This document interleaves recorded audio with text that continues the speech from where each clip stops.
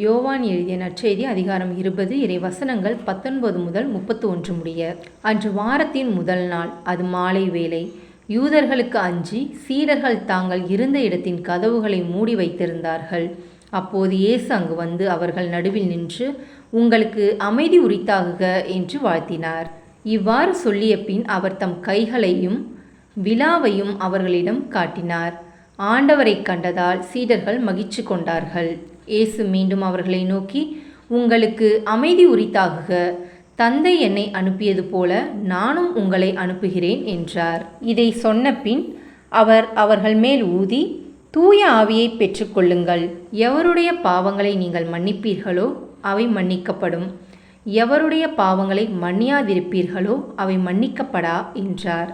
12 ஒருவரான திதிம் என்னும் தோமா இயேசு வந்தபோது அவர்களோடு இல்லை. மற்ற சீடர்கள் அவரிடம், ஆண்டவரை கண்டோம் என்றார்கள். தோமா அவர்களிடம், அவருடைய கைகளில் ஆணிகளால் ஏற்பட்ட தழும்பை பார்த்து, அதில் என் விரலை விட்டு அவர் விலாவில் என் கையை இட்டாலன்றி நான் நம்ப மாட்டேன் என்றார். 8 நாள்களுக்கு பின் அவருடைய சீடர்கள் மீண்டும் உள்ளே கூடியிருந்தார்கள். அன்று தோமாவும் அவர்களோடு இருந்தார்.